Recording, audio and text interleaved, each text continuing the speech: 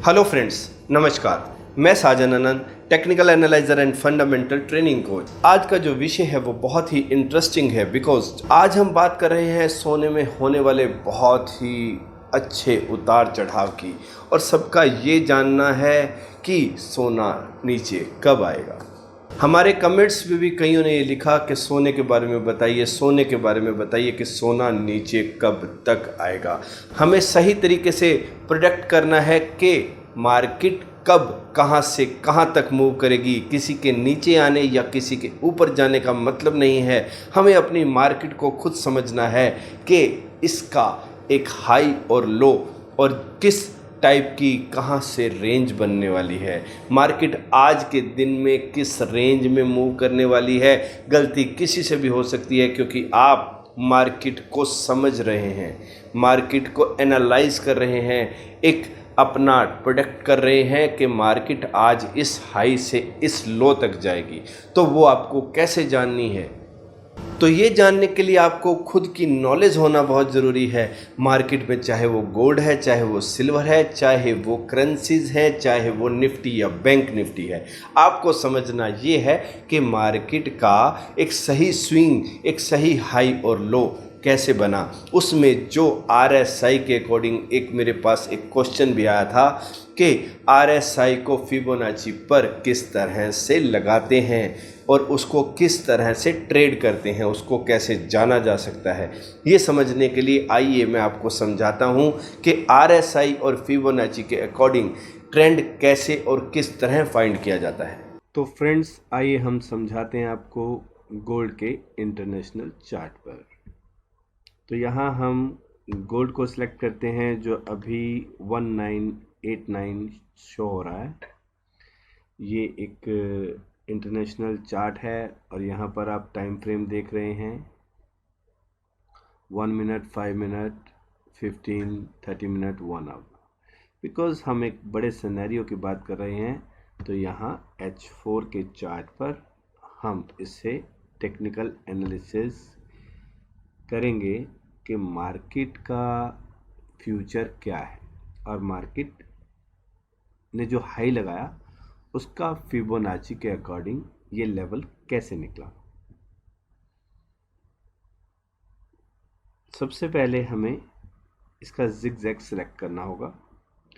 Zigzag select करने का मतलब यह है कि यहाँ हम इजीली फाइंड कर पाते हैं कि मार्केट ने रिट्रेस की और वहाँ का जो प्रॉपर लो और हाई को हम फाइंड कर सकते हैं।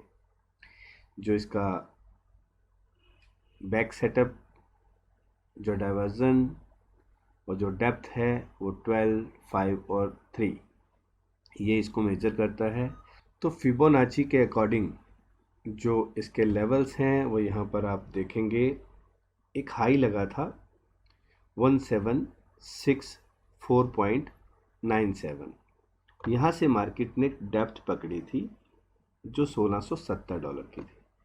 तो यहाँ पर अगर हम इस एरिया को फाइंड करते हैं तो आप देखेंगे कि इसने हमें 423.6% का जो हाईएस्ट लेवल दिखाया वो 2070 था और यहाँ पर मार्केट ने 207480 का प्राइस टच किया। यहाँ पर आप इसका हाई देख पाएंगे। तो यहाँ पर बात आती है कि फिबोनाची के साथ RSI किस तरह यूज़ करें। तो फ्रेंड्स, RSI का मतलब है रिलेटिव स्ट्रेंथ इंडेक्स, जो आप इस चार्ट पर अभी देख पाएंगे। रिलेटिव स्ट्रेंथ इंडेक्स हमने इसे एप्लीकेबल किया। हम RSI 14 के ऊपर काम कर रहे हैं और इसका कलर ब्लू है और यहाँ पर आप देख रहे हैं कि RSI 70 के ऊपर जाने के बाद अक्सर जो टेक्निकल्स या लोग समझाते हैं वो यह कहते हैं कि RSI जब 70 के पास हो तो मार्केट को सेल करना चाहिए, जब 30 के पास हो तो बाय करना चाहिए।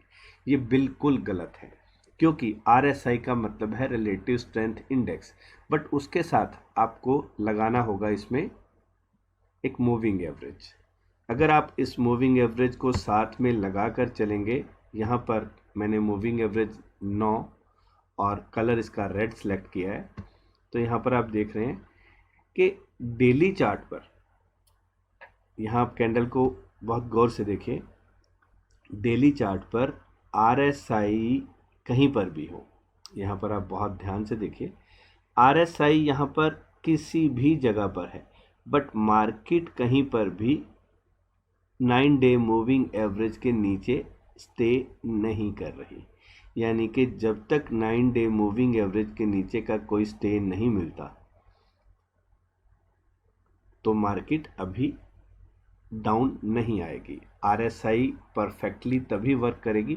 अभी यह हम डे चार्ट के ऊपर हैं, बट यहाँ पर अगर आप 4 घंटे के चार्ट पर आते हैं तो यहाँ पर इजीली यहाँ पर हमें $2055, बट अगर हम फिबोनाची के अकॉर्डिंग ट्रेड कर रहे होते तो यहाँ पर आप देख रहे हैं कि यहाँ 2070 के ऊपर मार्केट ने क्लोज ही नहीं लिया।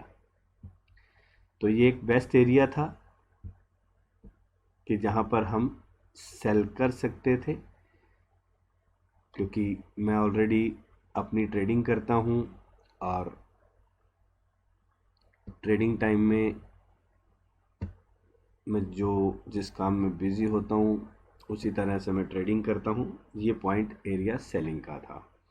और अब बात आती है कि फिबोनाची के अकॉर्डिंग मार्केट की हमें रिट्रेसमेंट कैसे पता चलेगी। मैंने आपको पीछे भी बताया कि मार्केट 51 to 61.8 की रिट्रेसमेंट ज़रूर करती है। यहाँ पर आप देख पा रहे हैं मार्केट का एक लो था 1670, जिस रेंज ने हमें ऊपर की रेंज बताई। अब हम उसी रेंज से यहाँ पर एक हमें हेल्प मिलती है जिगजैग की, जो मैंने आपके सामने ये जिगजैग लगाया, और यहाँ हमें दूसरी रेंज मिलती है फिबोनाची के अकॉर्डिंग। अभी हम ये एरिया, क्योंकि इस एरिया ने हमें फिबोनाची का एक्सटेंशन लेवल, जो हमारा लेवल है वो 423% हमें फाइंड करके दिया। अभी हम इसको थोड़ा डिलीट करते हैं और हम यह देखते हैं कि मार्केट का रिट्रेसमेंट कहाँ तक बनता था पहला। तो यहाँ पर RSI यहाँ से यहाँ पर लगाएंगे तो एग्जैक्टली उसने 50% का रिट्रेस किया। और अब आपका अगला क्वेश्चन यह ज़रूर होगा कि अब मार्केट आगे कहाँ जाने वाली है। तो दोस्तों, आपका सवाल और मेरा जवाब अगर आप बहुत ध्यान से सुनेंगे तो आपको समझ आएगा कि यहाँ पर